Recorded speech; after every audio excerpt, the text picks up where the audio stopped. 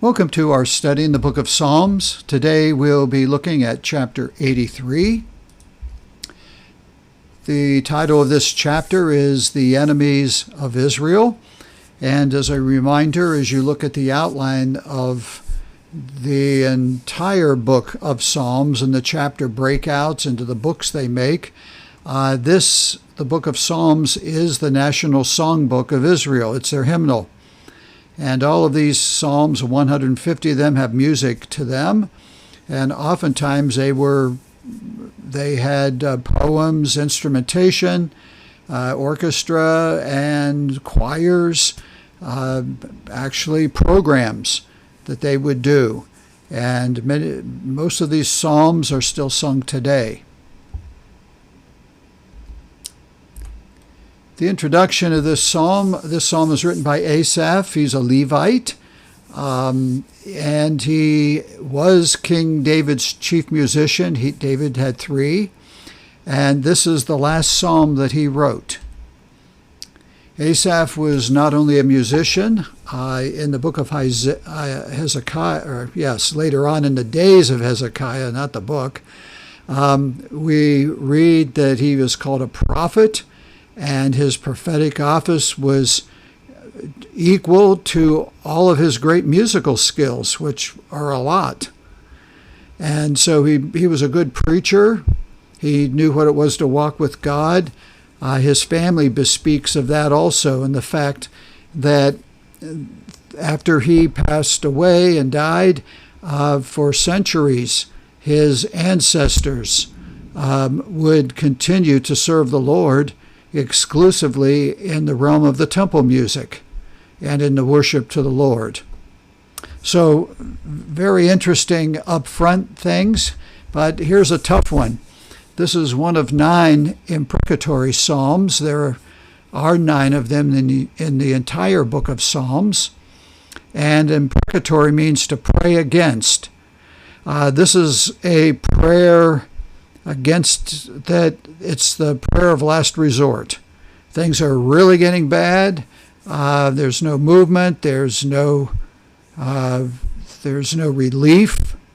And so the child of God, in this case, Asaph, writes this prayer to the Lord and said, Lord, do something really nasty to him. I can't pray any other way. They just continue, and it's horrible. And so he prays that way. But also keep in mind, it's a prayer of last resort. And number 2, when you pray this prayer, you need to pray that God, in that he does do something, that it is in a way that only he can get the credit, that no man can say, hey, look, the army finally succeeded, or we worked things out. It has to be that God worked things out. God didn't need the army. God's hand was strong enough. So keep that in mind as we go through this psalm. Here's the outline that we'll be looking at. Silence and deceit, sinners and determination, symbols and destruction, and a song and devotion. So let's get right into this. Verse 1, keep not your silence, O God. Hold not your peace, and be not still, O God. And so 3 things, usually these kinds of psalms, many of our psalms start off with just laying out on the table what the need is, what the psalmist is praying about, what's upon his heart, what's going on. And then they elaborate from that point, and we get a little bit deeper into the psalm. We see the meat of the prayer. So he's praying. The word silence is a strong word here used, and how it's written in the Hebrew. And it actually means silence is closed mouth with your tongue cemented to the roof of your mouth. And that's pretty strong. And so he's saying, Lord, why is your tongue cemented to the roof of your mouth? Why can't we hear you speak to us? And he says, hold not your peace. And that phrase means, please, why are you being deaf? And so your tongue and mouth aren't moving, your ears aren't listening, it seems. And he says, be not still, O God. And the word still means that your thoughts are at peace. So he's saying you're just quiet. We don't see you in action. So you're not speaking, you're not hearing, and we're not seeing. Lord, help. We're in dire straits. For lo, and the word lo means something, it's something is present, a present problem to arouse you to work and to go to battle. And so Asaph says, for lo, and here's the problem, your enemies make a tumult, a mutiny, and they that hate you have reared their head or lifted up their head. And so he's saying this hatred towards you, Lord, and the things of God, it's found a new beachhead, a new root, and it's coming at your people. And these are really your enemies. They're our enemies because they don't like that we worship you and we love you, but they're your enemies.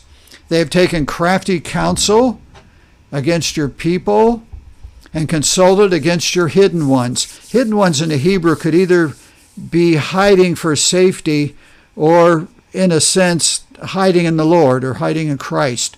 Crafty means craft with malice. And the crafty counsel means they're going after God's people. They're singling them out. And we live in our culture today that there are people that are just singling Christians out, God's people out. And you think that's strange in America, but there are colleges now that are seeking out Christians and to get rid of them, as well as other places in the world business. All right, verse 4, they have said, come, let us cut them off. Let's just annihilate them from being a nation, that the name of Israel may be no more in remembrance. All these nations mentioned that we're going to look at no longer exist. The land is still there, but these nations, God seemed to answer this prayer, and they are no more. And while they wanted to annihilate Israel, the opposite has happened to them. And so here's the list and the cast of sinners and their determination. For they've consulted together with one consent or one heart. They're determined. They are confederate against you. They've cut a covenant of sacrifice, meaning we will die doing this. We have made a blood covenant together that we fight to the death to destroy God's people and Jehovah and blot his name off the earth. The tabernacles of Edom and the Ishmaelites of Moab and the Hagarenes. Well, tabernacles means tents, something people lived in. And Edom is southeast of Israel, and it is made of basically the descendants of Ishmael. Moab is from Lot, and the Hagarenes are from Hagar. In the Abraham era, he was the handmaid that he took, and Ishmael was born of her. You can read the history, especially in Genesis 25, of a couple of those. So look at where we are right now. Here's the land of Israel.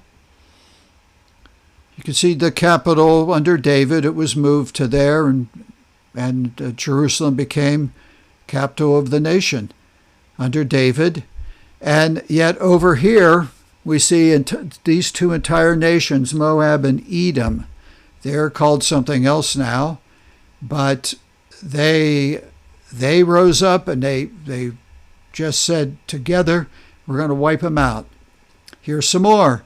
Gebal and Ammon and Amalek, the Philistines with the inhabitants of Tyre. Gebal is a mountain tract from the Dead Sea south of Petra. We'll see that in a minute. It's called Gebal today. And Ammon and Amalek are a duo of hereditary foes. They keep cropping up. And so here's the map. Here's Ammon. And it mentioned over here the bank of the Philistines. And then down the middle where way up north you see the Sea of Galilee to the bottom where you see the Dead Sea. In between the Jordan River is that valley south of the Dead Sea. And so you have Moab, Edom, that valley there, the bank, which we would call today the Gaza Strip. But they were the Philistines, and Ammon now are all after them. Asher also joined with them, and they have help from the children of Lot, Selah. And so Selah means to stop and rest, and we need to think about this. And I can't help but think of the psalmist saying, Lord, I'm pausing this. Please think about this. And Asher is Assyria. It's a rising power at the time, but not a big, big power. And so if you go up where Amram is, and I backtracked a little bit, in the north of Damascus, that is where the Assyrians are starting to get their power, as well as into the brown area to the right. Okay, there we go. Symbols of destruction. Do unto them as to the Midianites, as to Sisera, as to Jabin, at the brook of Kison. Midian was defeated by Gideon. Sisera and Jabin were defeated by Barak and Deborah, the judges, earlier than the defeat of Midian. And the brook Kishon, after Barak and Deborah defeated them, they were swept away by a flood of this brook or river. So it was immediately. And so Asaph is saying to the Lord, hey, all of these big defeats that just were in a blink of an eye, basically, were so quickly done. Lord, we need that kind. We need you to do that to these people, the Midianites, which was another enemy way further south than Edom. They were all starting to surround Israel, which perished at Endor. They became as dung for the earth. Endor is where the bodies accumulated. Make their nobles like Oreb and like Zeb, yea, all their princes like Zebah and the Zalmunna. And here are the names of all of these, but they were in the book of Judges, and once again, Gideon took care of them, all of them. You see, these nations had faces, and these are some of them. Who said, they said, let us take to ourselves the houses of God in possession. Like they were going to take the places that God's people worshipped and turn them into their houses of worship of their false gods. Oh my God, make them like a wheel. Actually, the word wheel means a wild artichoke, which looks like a wheel. And when ripe, it breaks from the root, and the wind drives it across the desert. Go flying. And so it's saying, Lord, make them just break apart as stubble in the wind and dry up, and let the wind blow them across the desert. And just get them out of our sight. As the fire burns a wood, and as the flame sets the mountains on fire. The mountain of fire means the trees are burning on fire. And the psalmist ends this way, so persecute them with your tempest, and make them afraid with your storm, or thy storm. God's wrath.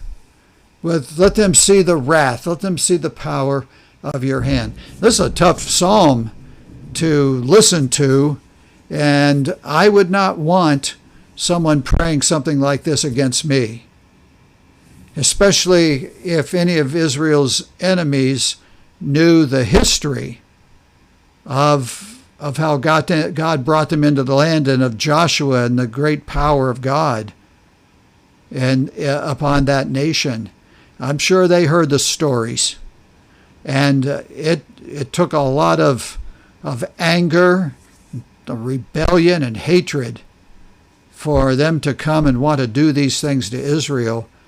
And it took a lot for Asaph to have to pray and ask God to do something this great. And so here's a song and devotion. Fill their faces with shame. The word shame here, and there's some red I will use to highlight that in these last verses here, three of them, shame's going to come up 3 times. It's common. He says, shame them, not necessarily kill them, that they may seek your name. And this is a good prayer. Lord, shame them to a point that they see you and that they may be driven towards you. Let them be confounded and troubled, confused. Let them lose they're so confused and troubled they lose their appetites. They have stomach problems. And let them be put to shame once again. And if it doesn't do that, let them perish. That men may know that you, whose name alone is Jehovah, are the Most High over all the earth. Here, Lord, here Jehovah is Lord. Each syllable denotes Jehovah denotes the Trinity and eternity of God. Jah is present tense. God is present. Jehovah is perfect tense. That we're in, he's existing now in movement and time. And Hovah is future tense. So Jehovah is eternal. God in the Trinity is eternal. And Asaph prays, Lord, may you cause them to shame without destroying them. But if that doesn't work, Lord, they're in your hands. Pray that you would save us. I want to thank you for listening to this psalm today. It requires a lot of contemplation and thought. And I pray that we never come to that point in our lives that we have to pray that kind of prayer. And stay with us. Psalm 84 is up next. And may God bless you in your walk with him this day.